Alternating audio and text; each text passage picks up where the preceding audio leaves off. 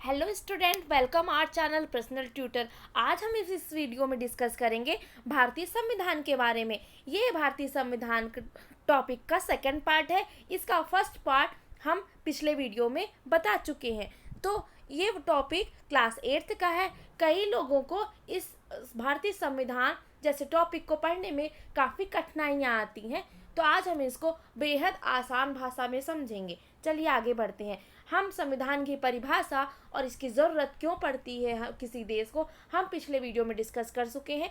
अब उसके आगे का डिस्कस करेंगे। अब जानते हैं कि भारतीय संविधान के मुख्य लक्षण क्या होते हैं। ठीक है, 20वीं सदी तक आते आते भारतीय राष्ट्रीय आंदोलन कई दशक पुराना हो चुका था।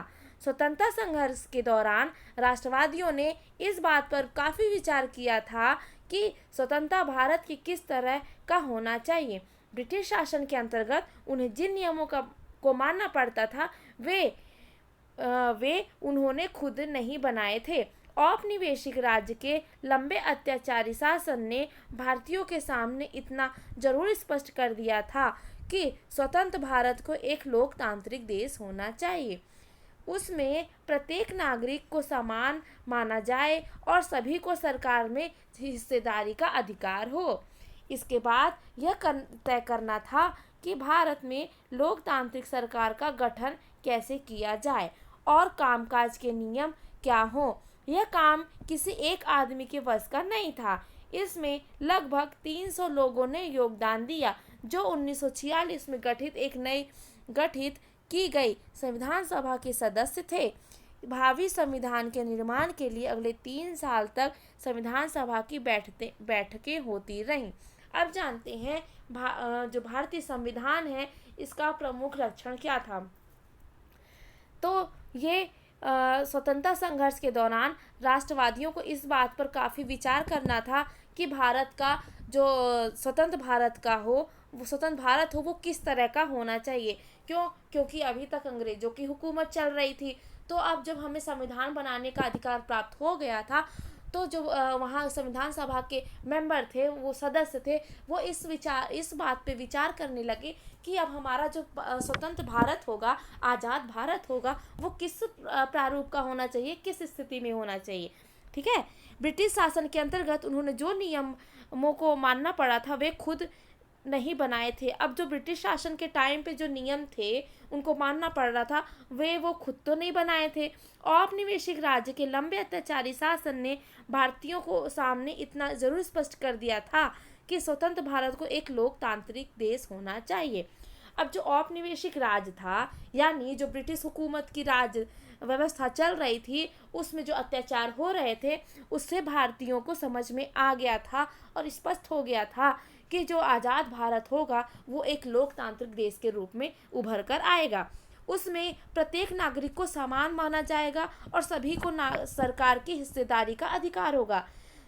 तो नए भारत, आज़ाद भारत के संविधान में क्या था कि जो प्रत्येक नागरिक होगा भारत का, उसको समान रूप से देखा जाएगा, उसको समान अधिकार प्राप्त होगा, सरकार में जो हिस्सेदारी है उसको सबको मिलेगी, उसके हकदार होंगे। इसके बाद यह तय करना था कि भारत में लोकतांत्रिक सरकार का गठन कैसे किया जाए।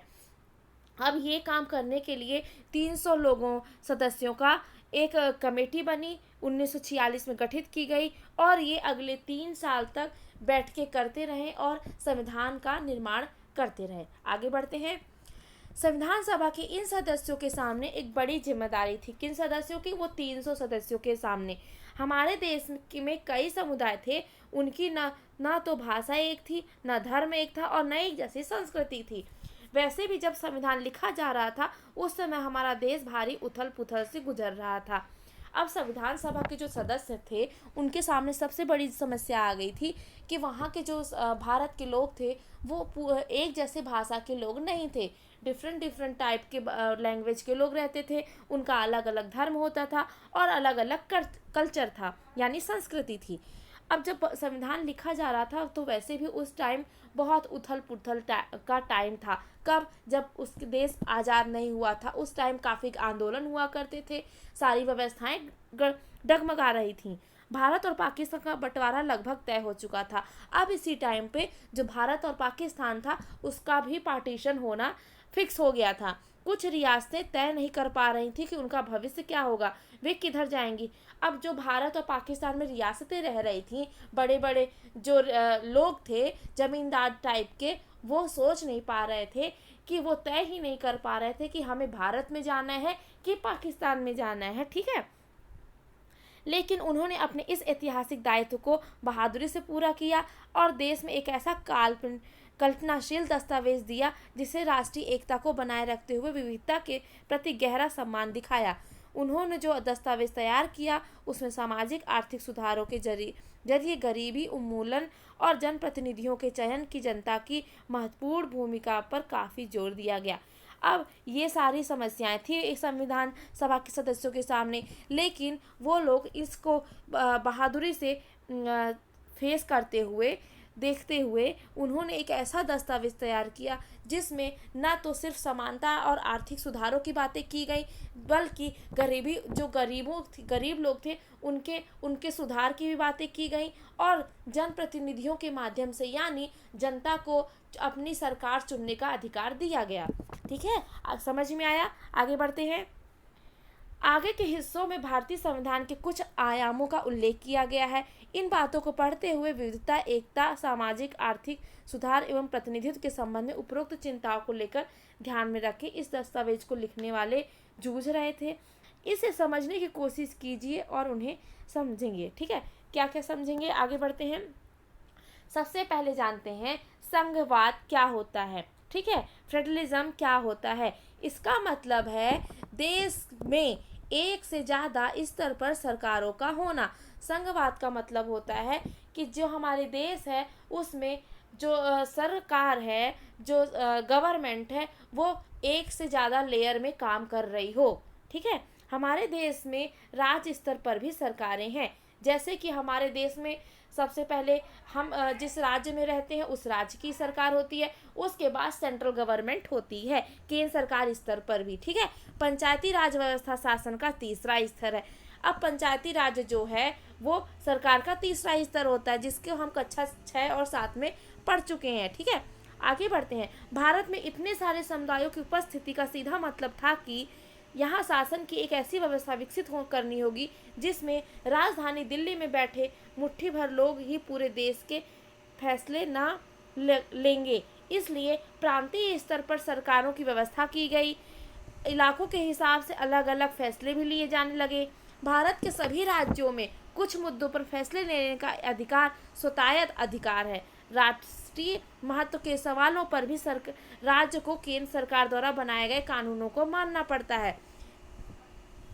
आ रहा है समझ में? यानी प्रांतीय स्तर पर भी सरकारें होने लगी। सरकारों को कितने भाग में डिवाइड कर दिया गया?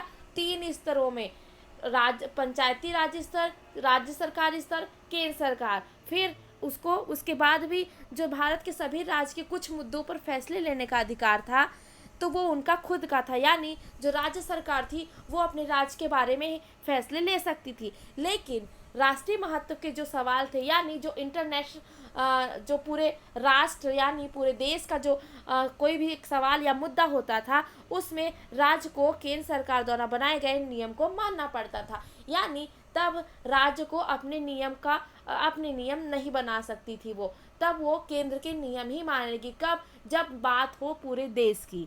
ठीक है, आगे बढ़ते हैं। इसके साथ ही संविधान भी यह तय करता है कि प्रत्येक स्तर की सरकार अपने कार्यों के लिए पैसे का इंतजाम कहाँ से करेगी। इसके बाद ही जो प्रत्येक स्तर की सरकार होती है, जैसे पंचायती राज, राज्य स्तर, केंद्र सरकार, तो ये सरकारें आप तय करती हैं कि ये सारे कामों के लिए पैसों का इंतजाम कहाँ से करेंगी। संघवाद के अंतर्गत राज्य केवल केंद्रीय सरकार के प्रतिनिधि नहीं होते, उन्हें भी संविधान से अपनी ताकत और अधिकार मिलते हैं। जो संघवाद है, फेडरलिज्म है, उसमें जो राज्य है वो केवल केंद्र सरकार पर नहीं डिपेंड होते, उन्हें संविधान में अपनी ताकत और अधिकार मिलते हैं। भारत के सभी लोग इन सभी स्तरों की सरकार द्वारा बनाए गए कानून और नीतियों के अंतर्गत आते हैं। अब भारत में जितने लोग भी रहते हैं वो सारे लोग जो सरकार की इन स्तरों के नियम हैं वो सभी इस नियम के अंदर आते हैं। ठीक है, समझ में आया? आगे बढ़ते हैं। संसदीय शासन पद्धति। अब हम पढ़ेंगे संसदीय शासन पद्धति। सरकार के सभी स्तरों पर प्रतिनिधियों का चुनाव लोग खुद करते हैं। ये हम पढ़ चुके हैं कक्षा 7 में। ठीक है, कांता की कहानी दी गई थी, वोट डालने के लिए कतार में वो खड़ी थी। भारत का संविधान अपने वयस्क नागरिकों को वोट डालने का अधिकार देता है। और संविधान सभा के सदस्य जब संविधान की रचना कर रहे थे तो उन्हें लगा कि स्वतंत्रता संघर्ष में भारतीय जनता को वयस्क मताधिकार का प्रयोग करने योग्य बना दिया जाना चाहिए। उन्हें विश्वास था कि इससे न केवल लोकतांत्रिक सोच और तौर तरीकों को प्रोत्साहन मिलेगा बल्कि जाति, वर्ग, औरत, मर्द के फर्क पर आधारित पर ऊंच नीच की बेड़ियों को तोड़ा जाएगा। सार्वभौमिक मताधिकार का मतलब है कि अपने प्रतिनिधियों के चुनाव में देश के सभी लोग सीधी भूमिका निभाते हैं। इसके अलावा हर व्यक्ति खुद चुनाव लड़ सकता है, चाहे वह सामाजिक पृष्ठभूमि कैसी भी क्यों न हो।